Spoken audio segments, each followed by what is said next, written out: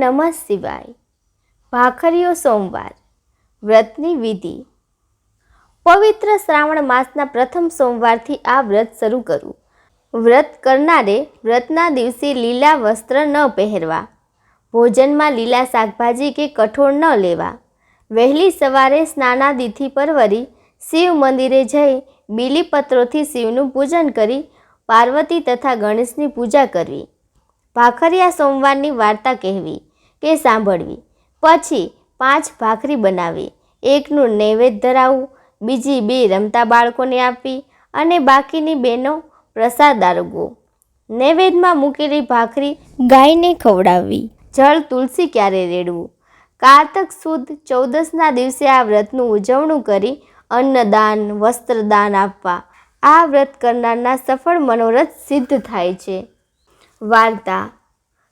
કનકાવતી નગરીમાં જ્ઞાનદત્ત નામનો એક મહાજ્ઞાની અને ધર્મનિષ્ઠ બ્રાહ્મણ રહેતો હતો. એની પત્ની ભક્તિ પણ અત્યંત ગુણવાન હતી. મહાજ્ઞાની હોવા છતાં જ્ઞાનદત્ત ઘણો ગરીબ હતો. ભિક્ષામાં જે કંઈ મળે એનાથી પેટનો ખાડો પૂરતા અને પ્રભુ ભજન કરતા. ભોળાનાથનો મહાભક્ત એવો આ બ્રાહ્મણ 4 વેદ અને 18 પુરાણોમાં પારંગત હોવા છતાં એના ભાગ્યમાં ભિક્ષા લખાઈ હતી. છતાં પતિ પત્ની બંને એવા ધર્મનિષ્ઠ કે પોતે ભૂખ્યા રહીને આંગણે આવેલાને જમાડતા. એકવાર શિવજીએ વિચાર કર્યો કે લાવો આજે તો મારા ભક્તની કસોટી કરું. શિવજી તો સાધુ વેશે બ્રાહ્મણના આંગણે આવ્યા. એને ભિક્ષામ દેહી કહીને ઊભા રહ્યા. એ દિવસે ભિક્ષામાં માત્ર 1 રોટલો જ મળેલો. એ રોટલો અતિ પ્રેમથી સાધુને આપી દીધો.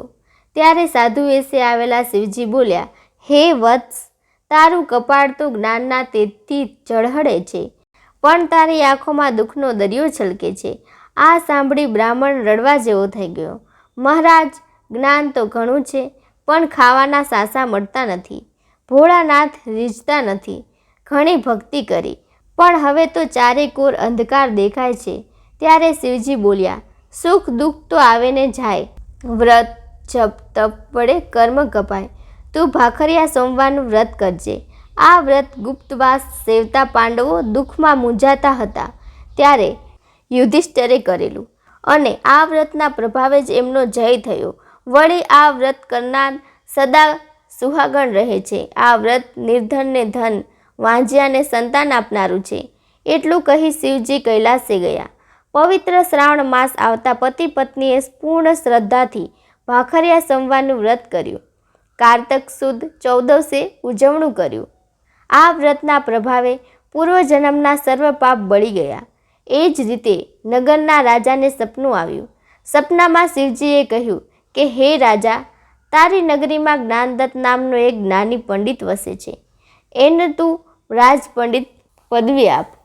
રાજાએ બીજા દિવસે જ્ઞાનદત્તને દરબારમાં બોલાવી રાજપંડિતના આસને બેસાડ્યો. રહેવા મહેલ આપ્યો. સેવા માટે દાસ દાસી આપ્યા.